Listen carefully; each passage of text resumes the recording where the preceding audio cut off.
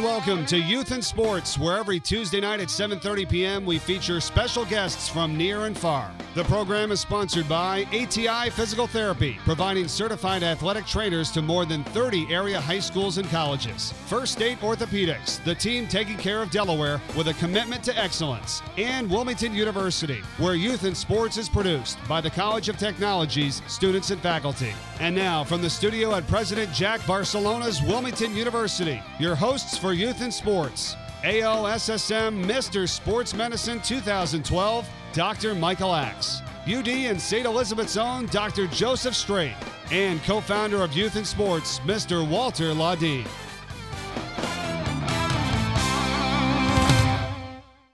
Good evening and welcome to Youth in Sports. I'm Walter Laudine and I'm Dr. Joseph Strait. Dr. Michael Axe at First State Orthopedics, and we're glad you're watching tonight. This is our talk about what we want to talk about night. We do one of these shows about every 12 to 13 shows, once in this fall, once in the spring. If you didn't know and you're looking for the first time, we filmed from the lovely Wilmington University. Thank you to Dr. Jack Barcelona, the president of the university, for making this happen for us, and the staffing that he provides, and the students that are nice enough to work the show to get the experience. I like the way you used that adjective, lovely. Now I would say it's dynamic, beautiful, modern, all those things. Studio, but lovely.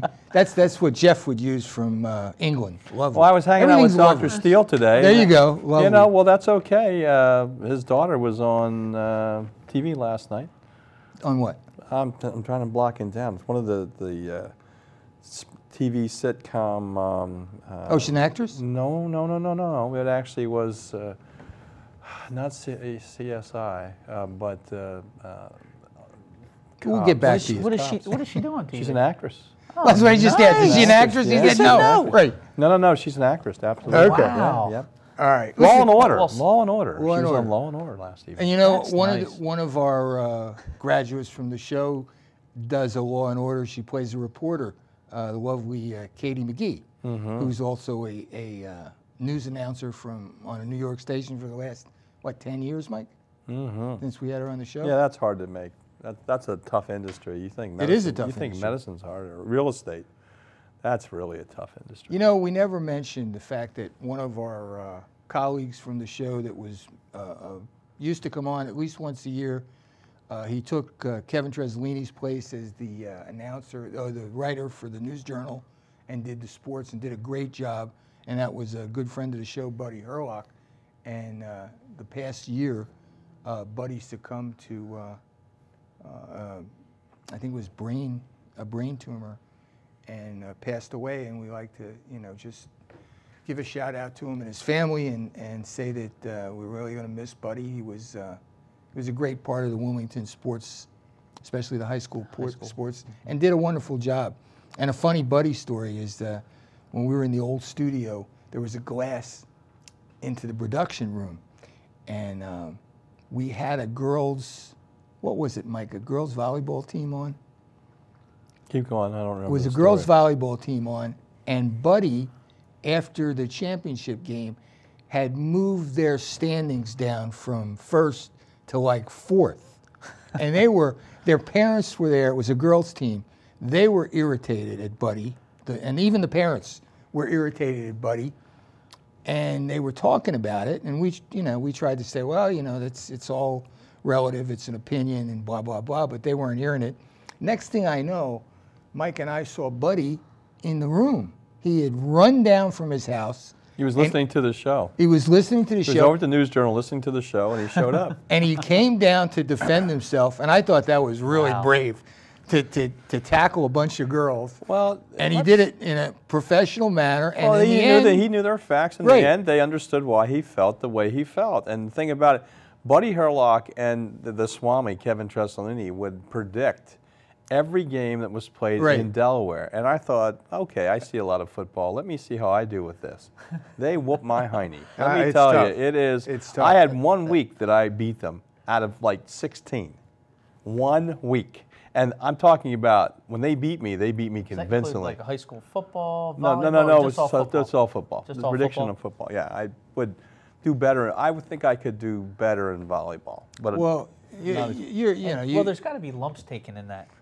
I mean, you're out there and you have multiple teams doing really well in any of the sports. yeah, but you're not even worrying about the points. You're just picking a team.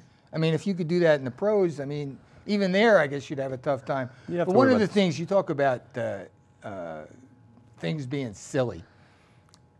I tried to get an online account with TVG, which is a betting thing on horses. Can't do it in Delaware. good. No, seriously, you can't do it in Delaware. But you go to Delaware Park Yeah, and do well, it. you know, I want to sit in my house and do it on a computer. But the thing that's ironic is you can go to Delaware. Delaware has one of the few states, like one of 3, where you can bet sports. You understand why that has been a problem? We lost our ability to have the NCAA bowl games here. Exactly. Because Governor Markell weighed and said, hey, listen, it's not worth it. Same thing happened to revenue- Christie. But it's Christie limited. proposed sports betting. They took a bunch of bowl games. I mean, they are so ridiculous. Did you know that Christie is a University of Delaware grad? I did not. He is. I like him didn't know so that either. much. I think he's a great governor. And what do you think of his response? This show is being filmed on the heels of Hurricane Sandy, and what she's done to disrupt the Mid-Atlantic region. And he had some kind words for the mayor of Atlantic City for choosing to have a shelter Inside. on an island when there's a hurricane coming. Thank God you don't have to take an IQ test before you get elected to public office, because There's been a lot we'd be of in words trouble right since now that if you had to time. take an IQ test to be elected to public office right now. Hopefully that'll change. What would you have on done? the 6th. What would you now, in hindsight, having lived through that? I had 2 areas that I was. I was interested worried about you. I have the beach house that's right on the ocean, Right on the ocean. we're 4 houses in, but even in Dewey, just south of Dewey, and then we have the house that the old stone balloon in the Washington house here in Newark. So I had a city, you know, the problems you have with living in a city, and the problems you would have at the beach.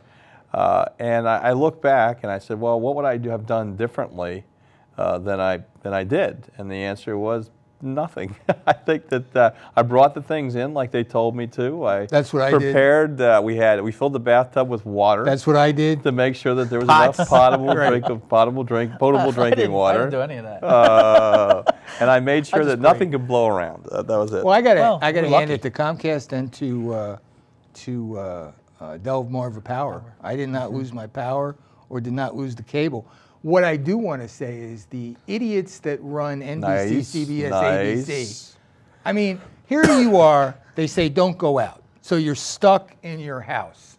Why do I have to see a bunch of idiots in the rain talking about all day about the storm? bad it's getting. Why can't they run it on the bottom of the screen and show the programming? Because we're stuck in the house. I mean, how stupid is that? And I guarantee you one of them is saying, oh, you know, ABC did it, so we got to do it. The only CBS said our shows are going to be on the CW, which was 13. They flipped it to the other channel. They're the only ones that showed any kind of brains, and maybe that's why they're the highest rated channel, is CBS, Channel 3. But I don't, sometimes I wonder, you know, when somebody says, and I remember I used to tell the kids that, I said, don't think anybody is that much smarter or that much better than you when you're talking to somebody in charge. Don't think that they have all the answers if you think that you know. But I'd like to see the ratings, because I'll tell you, I think there's some people out there, unlike myself and you, that actually sit there and watch it all day. Yeah, and there's I really also think some that they people wanna that drool at the mouth, Yeah. you know? I mean, come on. I mean, you talk about stupid. So what I want what to I'm see one of hearing- those wait, wait, reporters blown Walter, away. That's Walter, what I when want have to you see. ever had anyone who disagreed with you that you didn't call stupid? Never. You have Never. exactly, and that's a problem you have. Probably, You but I don't can't just care. because something- I'm 66 years old and I don't care. At 66 years old is not an excuse for someone to have a different opinion I was the than same you. way. Some of my friends. No, you were the same way at 40. Thank you no, very much. I was a friend of 25. mine. How about 25? They asked a friend of mine. They said, "What was Walter like as a kid that I grew up with?" He says, "Like he is now." So I never changed. I never changed. And I'm Right. good. Well, You no, know, but there's some points that you have to consider that people will have a difference of opinion. Now, as for your point about having it on constantly for 7 or 8 hours, no, I found that. 24 hours. I understand that, but I'm just saying But constantly. don't you want to see one of those reporters just blown away by the hurricane? No. Just, you know, take them away. Well, I'll tell you, with all the destruction in New Jersey and watching the Did you see the boats Atlantic down at the City shore? The boardwalk boats flying No, apart? the boats. All the boats All together. right, in most the basin? ridiculous story I heard. Most ridiculous. What's the most ridiculous story you heard? The one where the Atlantic City mayor had the shelter. the shelter in an area that was going to flood. That was the most catastrophic, and that was certainly ranked in by anybody's words as stupid. Mine okay? was the flood into the New York City subway, where the water filled up the subway steps. And Well, they couldn't that- get down in. That was a shame. That's a It's shame. amazing. That, I mean, but it's I'm talking amazing that about. much.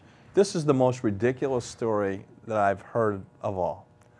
A person is watching a boat drift toward his house, so he gets out his weapon and fires holes into the boat, To sink the thinking boat? it was going to sink before it struck his house. Top that one. No, I can't No top chance. that one. That's good. What was it, BB gun or was Well, I think it was a Probably a 30-aught shotgun. 6 or something, a shotgun. That's exactly right, you know. And but that was. You know, that you was- really got to feel for people that, like, for example, here's a good question. Oh, no, let's go real estate on this. Let's go real estate on this. There's a lot of people who buy houses in flood zones. Oh, and keep rebuilding them. How can they get insurance?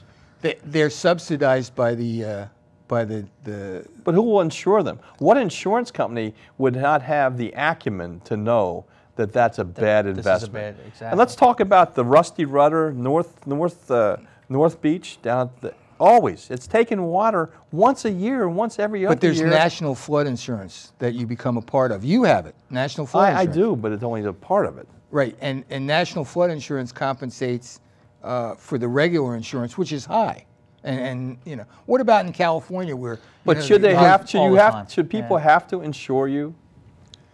That's a good question. I think that Lloyd's of London, you know, there's an old story that they insured Marilyn Monroe's legs for $1 million. They'll insure anything if you pay the the price, premium. and that's I agree. that's just good business.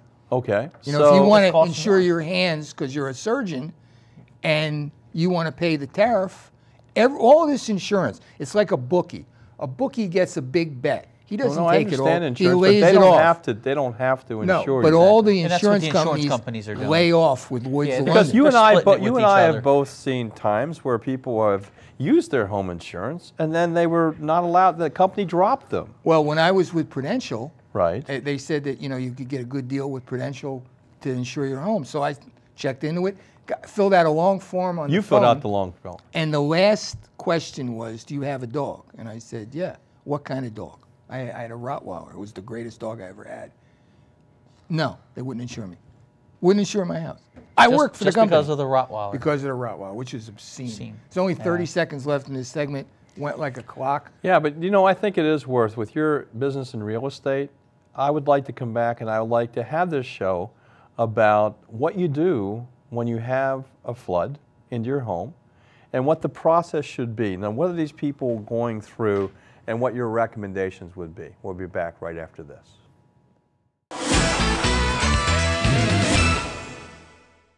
I will keep dancing on point, even if it hurts.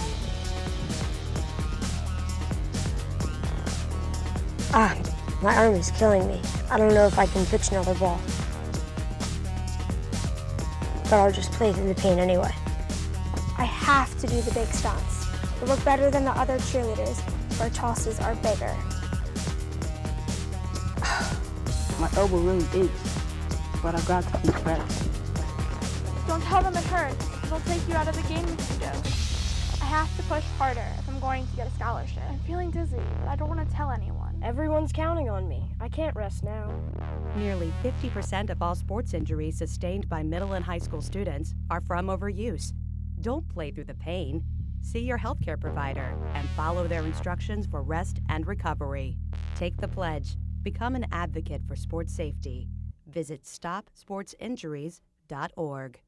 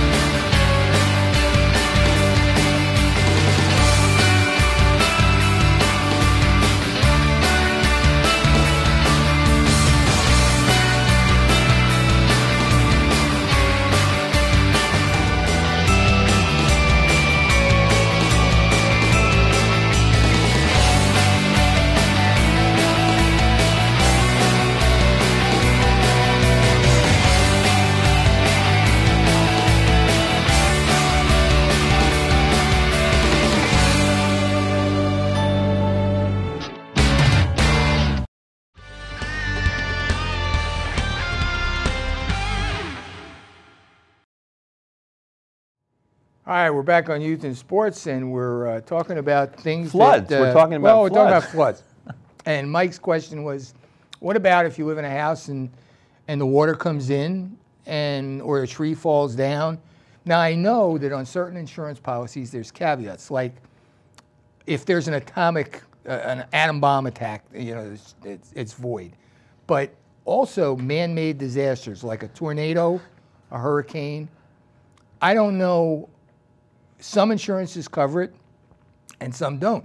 And this would be a good time to whip out your insurance policy and see or talk to your insurance agent and to see what is covered and what's not covered. Now, Walter, you would agree that if someone lives in a house that was flooded, correct, that they should assume that in the future it could happen again, even though it hasn't happened before. And one of the reasons why it may happen now and not have happened before is that when people build things, they change the runoff around you. Good point. And if the county hasn't a plan to take that water away from you, it may be backed up. I remember one of our coaches lived in a development that flooded every time the White Clay Creek came up. And he said that he could count on the fact that that was going to happen. Well, obviously you would want to have insurance, but Walter, we all live in that fear that if I use it on a small claim, what if they drop me and I don't have insurance, homeowners insurance? Well, you made a good point, Mike, and you said, do they have to insure you? And what about, in California, we see it all the time where they have these landslides where these billion-dollar houses go over the cliff and they rebuild them. And they must get insurance. They must pay a premium. Now, I know from personal experience that insurance companies are like bookies. If they get too big, a lot of action, they lay it off. And it gets laid off, eventually it winds up... They lay it off to a bigger bookie is what they're saying. And the biggest bookie is Lloyd's in London. Right. So if Joe wanted to insure his beard to make sure it stayed the same color, they do it if you pay the premium. Now, I think you could get anything insured if you're willing to pay the premium.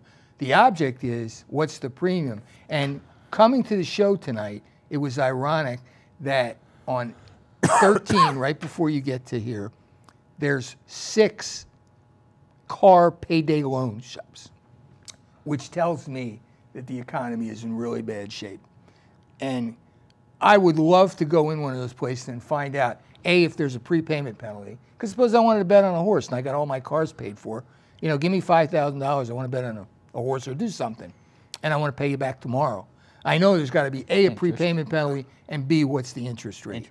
And that's just people taking advantage of other people. And that's a shame, because that's what happens in bad times. But with floods and with destruction of the houses through trees and stuff, the question comes is if it's a repetitive flood area, how do you get insured again? After it's been rebuilt, then that's the biggest issue. Just by paying the added turf, the added it's a higher premium? What I want to know is a better question, I think, is, now you know that an insurance company has to have so much money in escrow. Yes. What happens if, like Mike says, they're in an area and it all gets flooded and they go belly up? Well, you lose. Yeah, well, there you go. But here's the problem. Now you have the bank on you because of the fact that you had the insurance and now they have a property. I know that I have to produce my flood insurance every year for my mortgage company. Absolutely. And also, Mike, what about the difference between regular insurance and replacement insurance? Like, a house, well, in this market, it's different. But it used to be, like, if you bought a house 20 years ago, that house, is built up to a point where it's worth 30, 40% more than it was, even more than that. Are you going to get the old price when you insure it, or are you going to get the new price? So you got to check your policies. My policy, it talks about replacement. Replacement's the key. How much does it cost to replace the structure that you have now? That's the key. And check your policies. Each year I have to, did I add anything? So the year I added the elevator, which makes it worth a lot more. Well, but I'm also going to have to pay insurance based upon the replacement value. So if you think that you're going to pay a lower premium and get replacement value, that's not good thinking. How about the people in my development at the beach, Walter, where I have complete replacement value and I pay an additional $15,000 a year for replacement value? They don't pay that. They just pay the base. They're throwing the dice. Well, they're throwing the dice, and I look at it this way. If the replacement value is 3 times what they're going to get from the insurance company based upon being called a disaster, that if you put it in, it would take me 25 years of not having any claims to equal what they would have to pay in one claim to be able to replace it. Well, the good point, though, Michael, and I sleep better.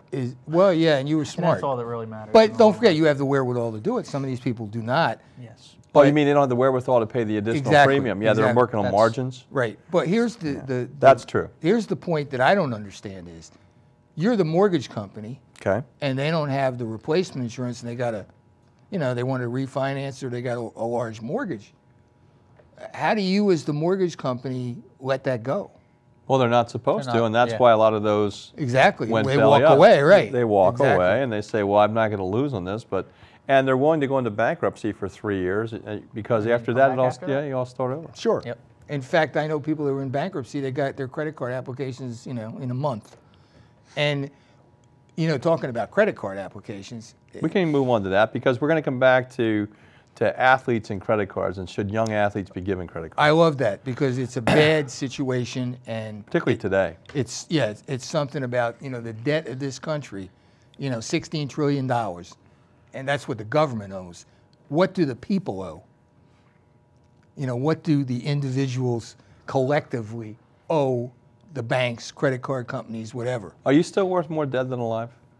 Pardon? Are you still worth more dead than alive? I'm still worth more dead than alive. I am. As well I am. No, I'm not. I don't have that much insurance. Oh, okay. Because I figure my house is paid for, and I've got... And that's one of the issues you get to. And that's a good way of taking it away, because in my case, my house is not paid for. And if I happen to go early, then my answer is I have it paid for. And well, it also depends who is counting on you. Mike's got 3 children. I've got 5 grandchildren. And we have to make sure that they're taken care of, God forbid anything happens, or whoever's up. Well, we don't. I have a lot different philosophy than that. I know Mike's is the best. My philosophy is you owe them an education and a first house, and the rest of it, guys. If I didn't get it done for you by then, by educating you, and you can't make it on your own, I did a bad job. I like it. Well, I think now, that's what about if you have back to the grandkids, credit though, cards. Mike? Well, I'm sorry, what? Getting back to, like you said, you've done a great job by getting them in that position. But it's the same way with the credit cards. You brought up with young athletes and having credit cards and causing debt. It's the education on how to use the credit card and what the credit card should be used for. And well, go ahead. Give us. You're a generation below us. What's your philosophy on credit cards? I've never carried a balance on a credit card. I was always taught that your credit card is used to buy something that you can already. Who taught you that? That would be my mother and father. Thank you. John and Marianne did a wonderful job. There you go. And they did do a good job. If that's the way you do it, and God knows when you came out of medical school, you probably have a big nut. And not how big is that nut, Dr. Straight? Somewhere in the 185 to 200 right now. And there you go. To be a doctor, it's going to cost you $200,000 plus. And he's getting older. He's been out of school, and tuition hasn't gone down. And one thing about just keeps going up. One thing about the student loans, even if you go belly up, they don't go away. It's one thing that never goes away. Except for when you pass. You don't carry them on. If you happen to pass, it doesn't carry on to your family. It does not. And the worst part is that you can't write them off your taxes. No. So I heard that. And that's not fair either. No, but that's probably that's certainly party line on that particular thing on what gets to be written off. Okay, so let's go back. Walter, do you think that a high school student, that a parent should sign on to a high school student's credit card? And I think the answer is yes, all right? Well, wait a minute. The fact is they don't have to. No, they still have to sign on. No, they if don't you're have 18 to. and under, you do. No. When you go to college, those college credit cards, you don't have to sign. I don't know of many 18 and under people that go to college. Well, very early. I mean, there's some kids that are 17 that turn 18 their first couple months. And the credit card company, there was this thing on 60 Minutes I was watching, or one of those shows, 2020, where the mother called the credit card company and says, please do not give my daughter a credit card, she'll abuse it. And they gave it to her. And she ran it up, and the mother was responsible. That's what I don't understand. Well, you wonder, is the credit card company at fault in this too? Well, the credit card company aren't at fault. I mean, they are at fault. Both are at fault. The child is at fault, the athlete or the child or the student and the credit card company. But it goes back to the education on how it's to be used. I think that you have to give a child a credit card, and I think you have to give them with a ceiling. And the reason why I think that's necessary, there comes times when they need to use that credit card. What about the prepaid, Mike? That's a perfect example. I think prepaid is a wonderful idea. Yeah, if you want a credit card, I'm going to give you a credit card, 200 hours, it's on the thing. You have an emergency, 200 hours is enough to get you out. You know, unless you're away, and maybe I want to make it 500 or that, whatever. But you can't go beyond that. You know it can't go beyond, yep. You know, you can buy gas with it, you can buy Don't food you feel with that, and this is another time, parenting doesn't go away as your child leaves the house. I mean, it's really one of those things you would like them to, that all the things that you had taught them for a number of years were now going to be something that they would use in their day-to-day living. And we can't escape credit cards, okay? You can't put it in little envelopes and put it in underneath drawers and so forth. And, I have family friends who actually will put money away in an envelope so they don't spend it because they lack the discipline to be able to not spend it. And I got that part. I mean, I understand if you need to know yourself well enough to. What about cell phones, guys? Give your kids cell phones? And how old before you give them cell phones? And do you give them a cell phone that they're able to text with? You let them take it to school. Let's talk about the young. Let's talk about the young man with the youngest daughter. Okay, your daughter's how old now? 5. 5. Okay, so as of this is for posterity, so we'll be able to look back and say exactly what you said. What you said. Okay, and we'll get the tape. We'll get the tape. Right. We're gonna get. So when do you think is a fair time for a young child or young person to have a phone? My feelings on it are probably that around their teens, when they start getting into their teens, when they are able to start to be able to have, I think what it is you're teaching them responsibility. And do you allow them to text, Joe? Well, the biggest problem, I have no problem with the texting. I think that you have to kind of limit it because I think that's the social interaction of our younger kids these days is text, not communication. They don't speak to each other. It's more like that. And the other thing is texting and driving. And at 13, you're not driving, but once you get to 16 and having that cell phone in your car and texting while you're driving puts them at a safety risk. So, well, Mike had a good friend that was the insurance commissioner. We're going to go to a break, and we're going to go to a break and talk about that when we come back right after this.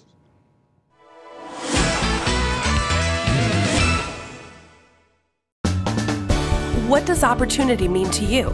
At Wilmington University, it means providing a personalized educational experience where students learn anywhere at any time. Wilmington University provides a variety of ways to complete your degree. Choose the flexibility of online learning, or attend classes during the day, in the evening, or on weekends at locations throughout the region. It's your degree.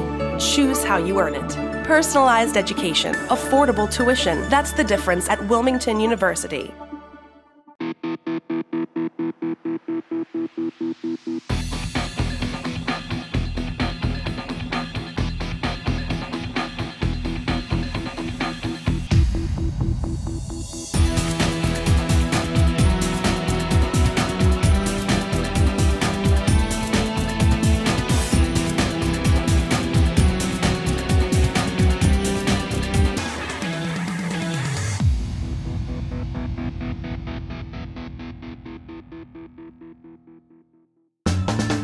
What does opportunity mean to you? At Wilmington University, it means finding an innovative degree program that fits your goals and prepares you for a successful career.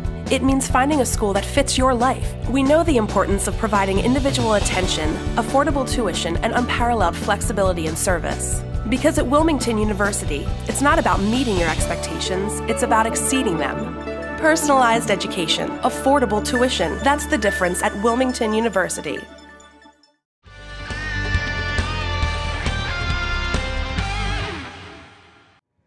All right, we're back on Youth in Sports talking about a range of topics. So one of the topics we're talking about now is credit cards, insurance, things that affect teenagers. And Mike had a good question, and that was, is an athlete more responsible than a non-athlete?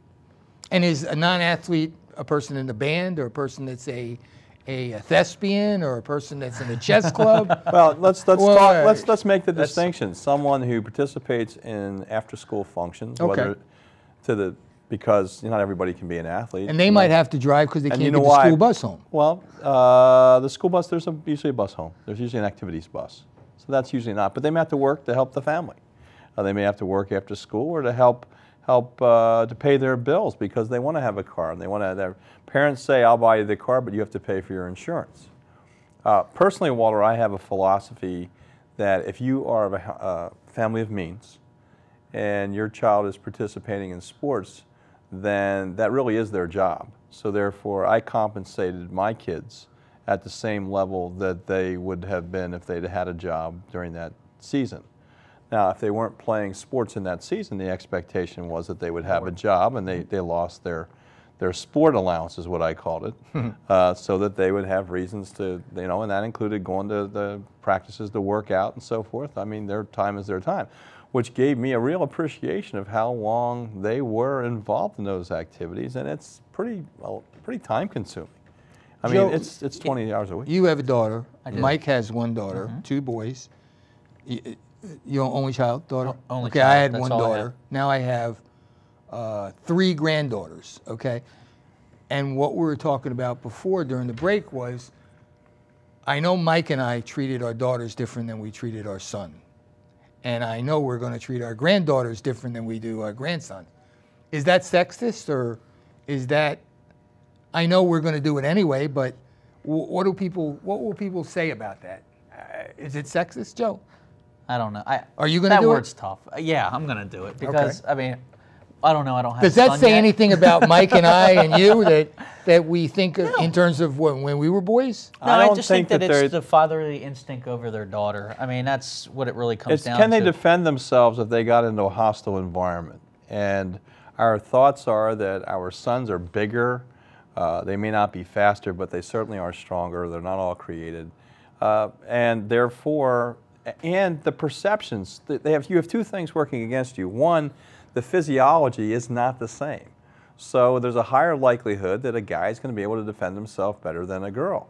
There's also a higher likelihood that the perp out there is going to attack the girl rather than the guys just because they think they're weaker. So if they're going to steal, so they have a perception of the reality of being weaker and then the perception that they are weaker. So even if you taught your daughter self-defense and they had a black belt in karate, we've all seen that if they get caught from behind, they can't use that karate. In other words, they're still, and they're going to be labeled the prey much more likely than me walking up the street. People will look at my size and they'll say, do I really want to take that individual on? Because there's a likelihood that I might get hurt in the process. And then we have to also deal with, I mean, you hate to say it, but the sexual assaults. And it's usually men on female. So you always worry as a father that something's going to happen to your daughter in that realm, not just physically, but physically and emotionally from a sexual side. Not just being stolen, not just from being robbed. Well, there's one thing that we've never done on this show, which I think would be a great show, but it would be hard to get people to come on to talk about it. And that is there's a large, a big problem with guys that beat up their girlfriends and girls that let it happen. You know, they say that if a woman is getting beat by her husband, she's the husband's a wife beater, that she in turn, the kids see this and think it's okay, it's a way to show love, blah, blah, blah. We've never talked about that, but it's a big problem today. I don't think that that's necessarily, in this generation, everybody looks upon it as not cool, okay? I mean, it has changed from generation it used to be you didn't hit a as we've girl, okay? That was like thought Mike, upon. I think you're wrong. I think it's a big problem today. No, it's a big problem. I'm not just saying, but it isn't thought of as being cool by anyone. Oh, no. I don't think it's I don't more think the noticed. kids. I don't Still think the kids happens, think that it's. I think that the information. I think it's kept quiet. That's the problem. The information is out Yeah. there, though. It's taught in the health curriculums and in school schools, to be made sure that you're not supposed to be beaten by your mom shouldn't be beaten and you shouldn't be beaten. And if you are, then you can report it to someone, and you should report it to someone. If you gave your kid a smack in the hiney in the toy store, you could get put in jail. I mean, some of this stuff, it gets to a point of absurdity. Well, there is that a time, hasn't happened for a while, and certainly people understand that. Have you ever hit any of your kids? I don't talk about beating them. Have you ever hit any one of your kids? Like they said something out of sight? Spanked their butt? Yeah. What? Oh, yeah. I mean, not probably twice in my life, and mine's 5. Well, my son got to be 6 foot before me, so I was always a little bit, I'm not going to spank him, but I remember I was going to spank my daughter one time, and I had a brush, and I was told her to get over my knee, and we wound up laughing. But I know there are some kids, like I see these shows sometimes where these kids are uncontrollable, and they do stuff like with a knife or, I mean, I don't know what I would do in a situation like that. The question there is does a spanking even help a child that's in that situation? Because when I say spanking, patting someone on their buttocks one time to say, hey, you're doing wrong, that's not or they're spanking in a dangerous situation. They ran into the Don't street. do this again, to try to educate. And that's a lot of what, when people say spanking, I think that's what happens. Beating your child's a little bit different. I think if you have to use something more than your hand, in order to, then you're in trouble. Well, no, then you're pushing it. Then you're pushing. Yeah, the okay? envelope's gotten pushed then. Okay, so that's to me is when you. Well, let's get back to talking about credit cards, which I think is a huge problem. How did we get from all to that, boy? Yeah, well, we just got on it, but yeah, kids go to college, and they did a big thing on this on one of the shows. The credit card companies are right out in the colleges when they walk in and they're freshmen. Here, get a credit card. Sign right up. And the fact is that's usury. I mean, they're signing up for 29% interest, and they don't care. They're on their own. Hey, I can buy this and this and this. Easy money. Yeah, it's easy money, right? I think that's a real problem, and I think the credit card companies deserve some of the responsibility. Now, yeah, you're on your own. You make your own decisions. You should be mature, but you're not. You're not. What do you think about that? Do the credit card companies have any responsibility to not? Definitely. Well, the question is does the school have some responsibility? They get money. They get money and they back take from it. Yeah, they exactly. take it. I think there should be a ceiling of $250 on the credit card that the parents, if we're going to be responsible for paying the credit card, and that's the other thing, how can they make someone responsible that doesn't have a job? So who do they expect that credit card to be paid by? They're assuming that the parents don't want their child to have a bad credit rating coming out of college. Therefore, they're going to pay it, and they're going to not know about it probably for 6 months. So they put them over a barrel, and then they end up taking away the credit. The parents end up taking away the credit card for at least a period of time, as opposed to using it with a window of saying, okay, that they sign on, the parents, I would sign on for a fixed amount of $500. And you would be held responsible. I would be up to that amount. No, I would make my child responsible for paying me back that particular thing. But what happens, and this is what I don't understand, if you don't sign on, and one of your kids is 18, which they all are now, and they get their own credit card, okay? Who is responsible for that? Who is responsible? Do you know? I think that the parents are, because like I said on this show, where the woman begged the credit card company not to give their daughter a credit card, they went ahead and gave it to her. That may have been corrected, and that may be fun to have on. That is a show worth having on. Why don't we have on 2 or 3 of the banks to come in and talk about? If they want to. I mean, this is not a big thing in their favor where, how much you charge in interest now? Well, we're charging 29. That's usury. Hello. But why are you doing that? Because we can. You know that every time I check my balance, because I keep a running balance. Maybe it would be fun to talk to. $2 every time I check my balance. So I went to the bank and I said, I'm not doing this anymore. I'm going to switch banks, and they took it off. But by you going in it, changed it. $2. There has to be somebody in the government that's responsible. So they lifted the regulations when they did, and this was during the Bush administration. Well, I know, but there has to be someone in the state, the consumer advocate that talks about credit cards. We'll have to find out who that is from the government and have that person come on. And that's one of the things that you can reach us at Youth in Sports. There's a place you can actually sign in if you have a topic that you think that you would like us to discuss or like to come on and discuss it. We'd love to have, we're going to try to give you a balanced person though. So if you're one advocate for something, we're going to actually find your competitor and have them on at the same time, because we like the debate setting, as you're well aware. We have Joe in the middle because we have to, Walter and I are. I got to separate the two. That's right, exactly. We don't always see eye to eye, even though we've grown up in the same country and we've grown up in a little different environments. But for the most part, we've grown up being our own people from our very young age. So ours is not something that we're talking to as far as our parents having put these. We've been in environments that have allowed us to acquire this knowledge base. Mike, I have a question for you and Joe because you're medical doctors. Okay. And my question is, and the reason I'm asking it is because how it affects the horse business the same way. You know yourself that when a young man or young woman is an athlete from the time that they're 12, even before that, and all of a sudden they go to high school, then they go to college, and even beyond, they're playing sports. Every day, a lot of them are 3-sport athletes that we've had on the show.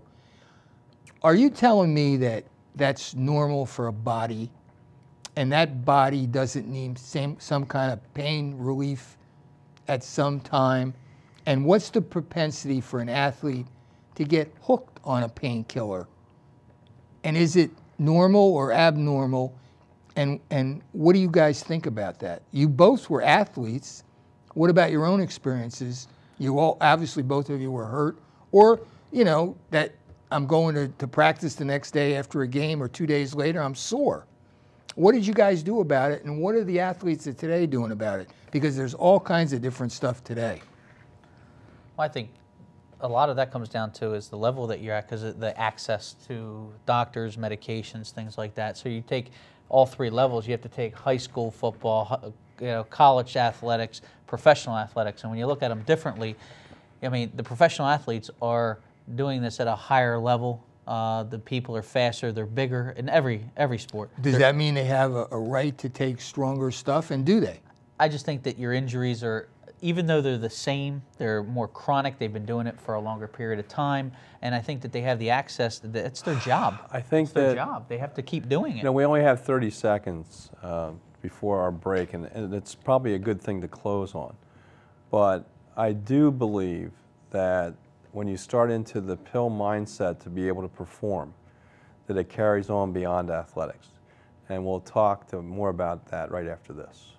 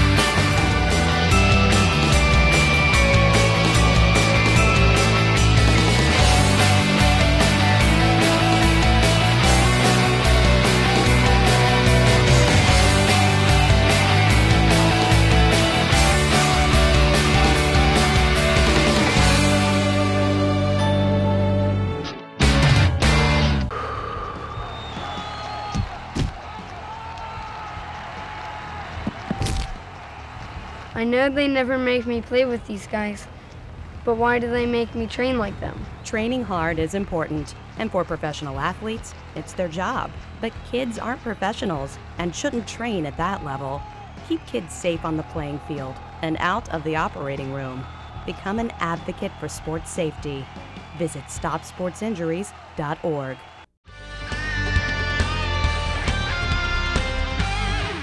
Hi, we're back on Youth in Sports, and we got a professional barker here that we're going to send to do some other stuff because he's really good. We're talking about a thing that concerns everybody that plays sports today, and their parents and the guardians. The fact that a lot of kids, you know, boys and girls today, and especially girls, are starting, you know, young, and even before their knees and their arms are set. You know, kids throwing curveballs when they're 10 years old, and they have pain. Now, parents, you know, you see a lot of these Vince Lombardi-like parents that want their kids to exceed at the highest level, and they'll do whatever it takes. And sometimes the parents aren't as smart as the kids. So what I want to know is, both you guys had, especially Mike, you know, played at a high level for a long time. I drove horses and had 3 major accidents, and, you know, had a chiropractor on call to straighten my back out every week. And I want to know what you guys did about medication and how you handled it. Yeah, I won the Johnson & Johnson Award 3 years in a row at Bucknell for most tape used on a player to keep him playing. And I made every start from the last game in 7th grade all the way through college. My last game was against Delaware as the captain of Bucknell.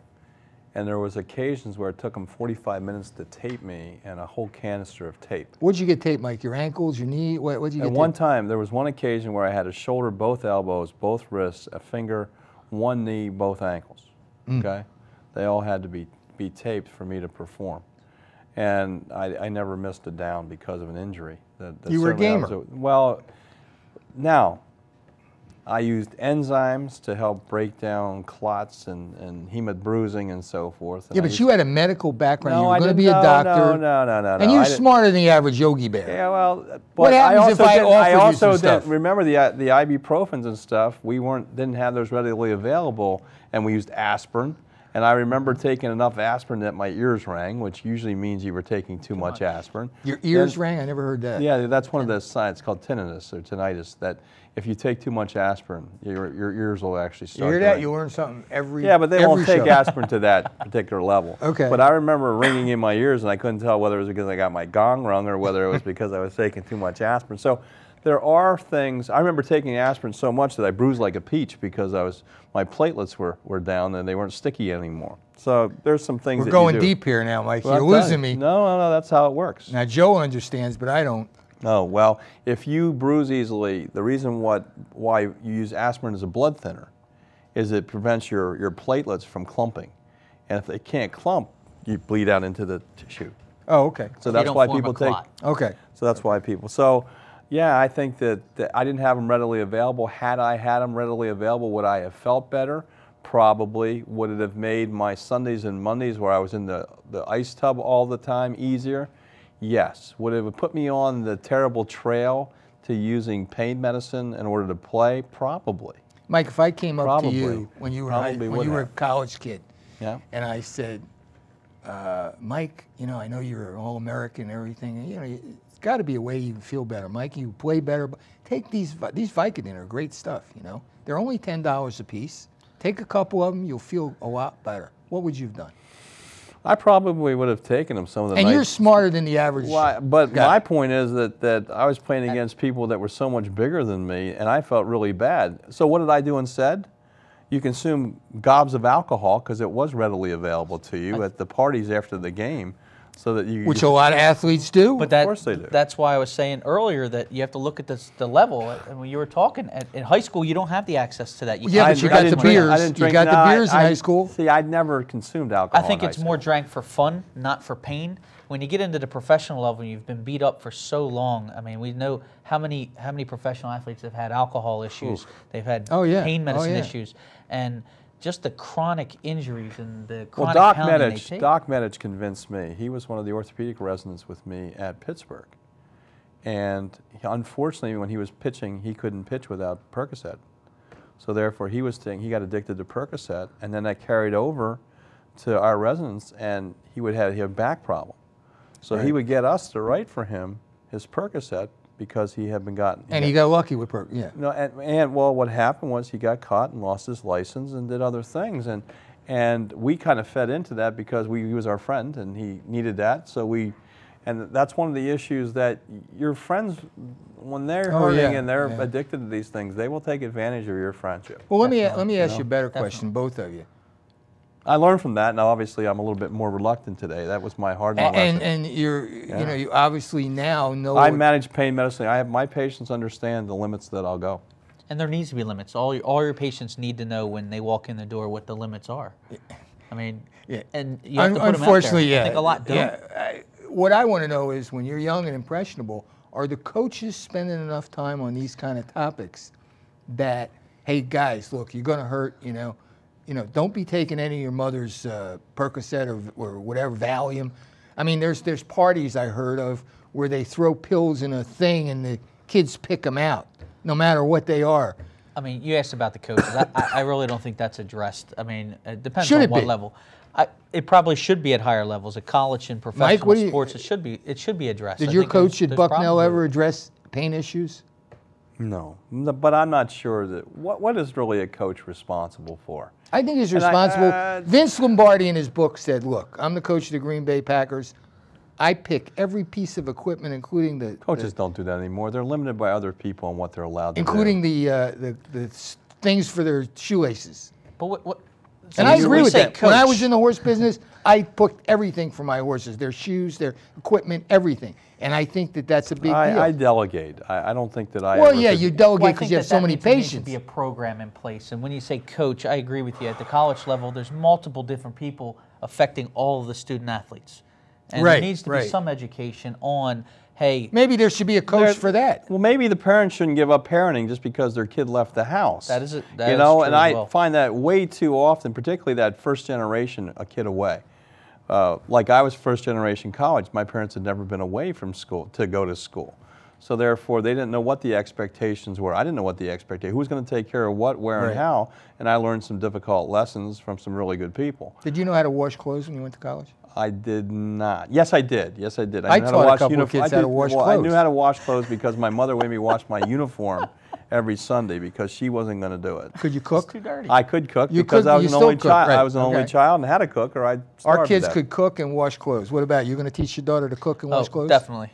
I Because do, it's I a do them girl both thing now. or because... No, I do both of them at my own house There you now. go. There you go.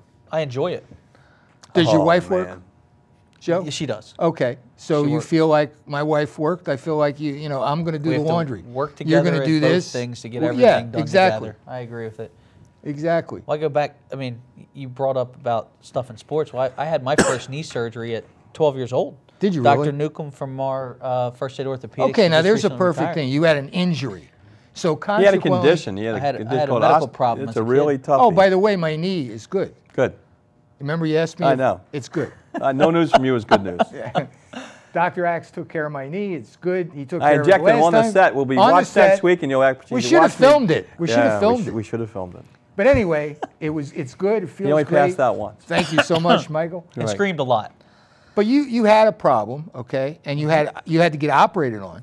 Definitely. So now you're coming back from an injury. Did you come back from an injury in high school? Yes. I actually, yeah, my first surgery was at 12. I was playing Little League Baseball. Okay. Dr. Newcomb did a procedure on my knee. I can remember the first time that Mike walked into my, I was in the hospital room and made me pull out my own drains. I can remember it to Well, he to knew the you were going day. to have a medical. So, and I can remember I had a morphine pump at the time. They had, it's called a Oh, PCA. good stuff, You yeah. could control it yourself. Right.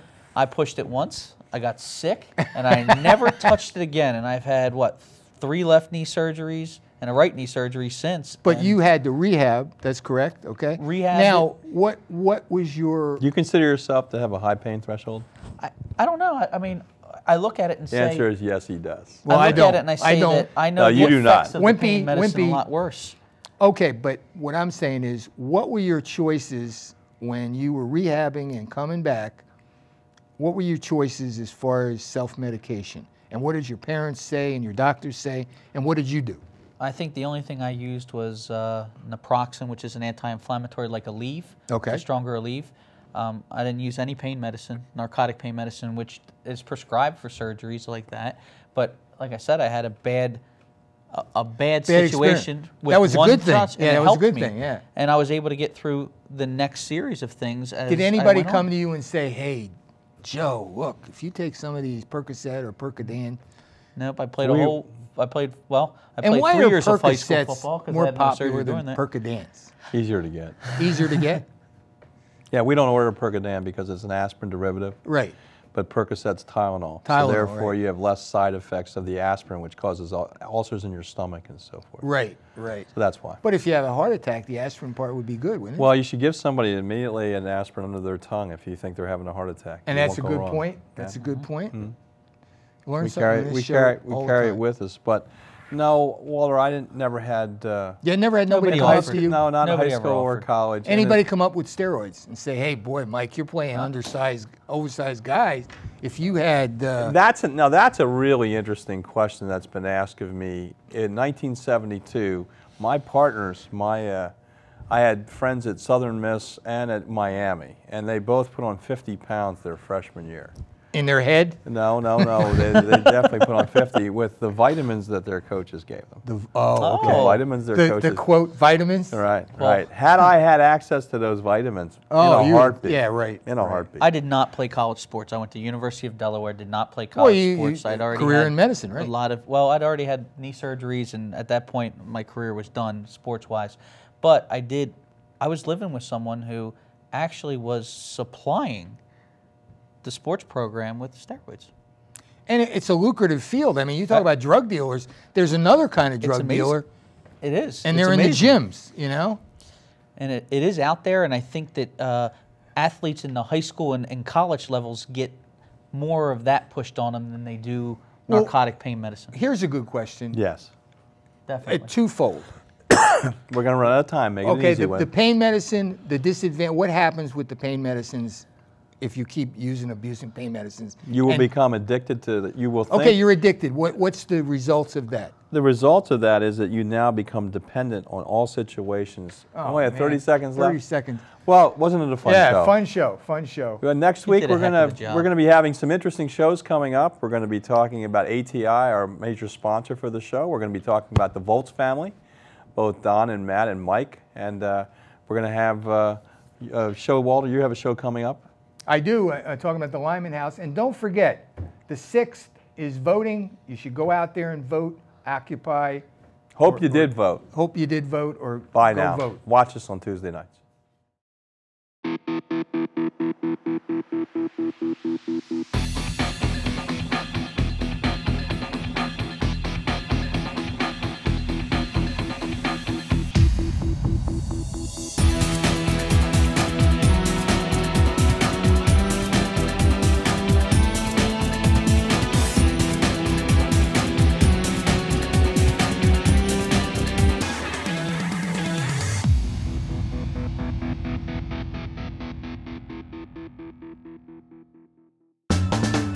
What does opportunity mean to you? At Wilmington University, it means finding your relevance in the job market. That's why we offer career-oriented degree programs that meet employment needs in emerging fields. Dedicated professors bring their real-world experience into the classroom so you'll graduate with the tools you need to succeed on the job. It's your degree. Make it relevant to your career. Personalized education, affordable tuition. That's the difference at Wilmington University. This show was sponsored by ATI, the company taking physical therapy to a higher level throughout the country. First State Orthopedics, where Youth in Sports hosts Drs. Straight and Axe are members of the team taking care of Delaware with a commitment to excellence. And President Jack Barcelona and his Wilmington University College of Technology, where each semester this student-run program is produced, directed, edited, and distributed under the guidance of the TV production faculty. Each guest receives a copy of the show, and all shows are available on the web at youthinsports.com.